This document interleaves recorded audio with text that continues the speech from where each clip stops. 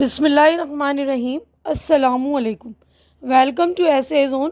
आज की हमारी ये वीडियो दूसरी जमात की किताब शहनाई जो हमारे कोर्स की नई बुक आई है उसके आज हम वीडियो बनाएंगे।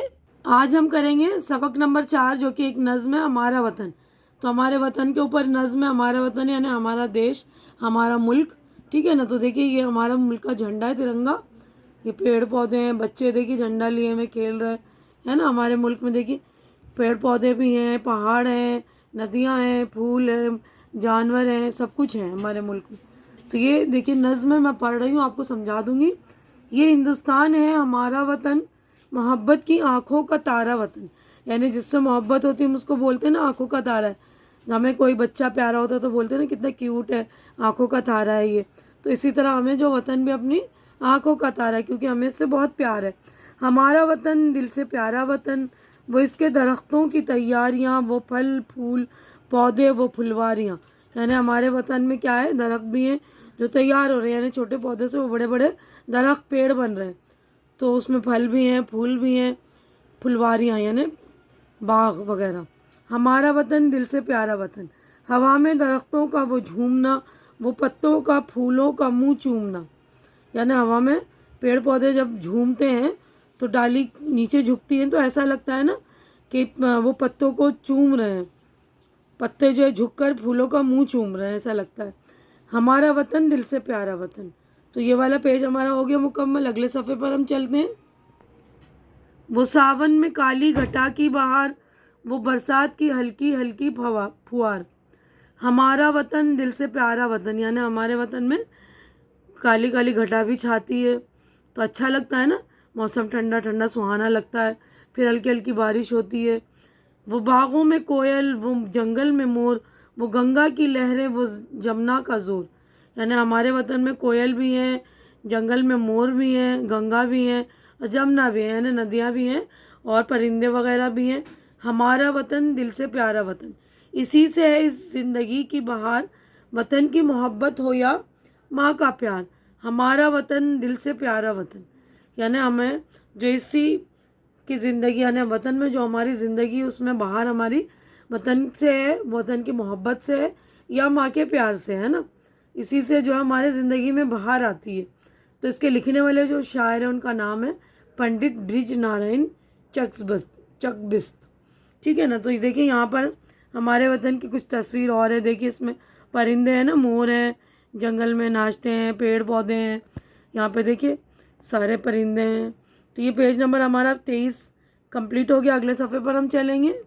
तो यहाँ पर देखिए मश्क हमारी यानी एक्सरसाइज हो गई स्टार्ट। ये पढ़िए और समझिए, यानी ये अल्फाज है, इसके मायने है तो देख लीजिए, पढ़कर याद कर लीजिएगा। वतन, मुल्क, आँखों का तारा यानी बहुत प्यारा चाहिए था, फुहार हल्की बारिश, काली घटा काले बादल।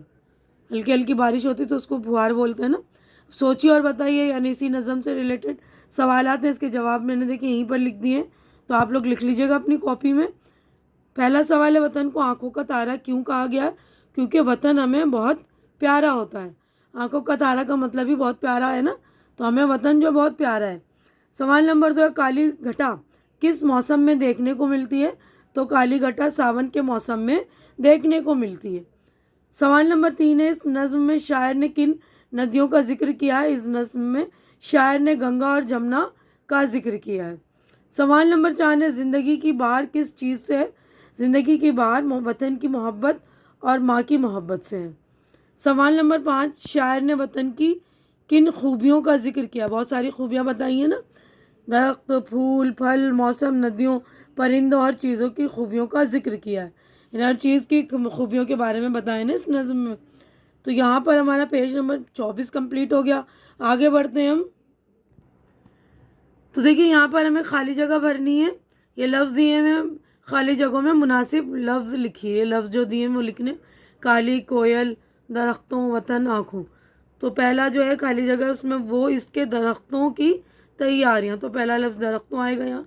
मोहब्बत की आँखों का तारा वतन, तो ये आँखों जो है यहाँ पर आ जाएगा। तीसरी जो है, वो सावन में काली घटा की बहार, वो बागों में कोयल, वो जंगल में मोर। हमारा वतन दिल से प्यारा वतन। ठीक है, यहाँ पर भी वतन लिखेंगे हम। तो देखिए हमारा वतन दिल से प्यारा वतन, तो यहाँ पर वतन आ जाएगा। उसके बाद यहाँ पर है कि आपको ये नज़म बावाज़ बुलंद अच्छी तरह से पढ़ना है। नज़म और नस्र, नस्र यानी सबक होता है, नज़म यानी शेर की तरह जो लिखी होती है, उस शेर होते हैं ना नज़म के अंदाज में लिखे हुए शायरी तरीके से, तो उसको नज़म बोलते हैं।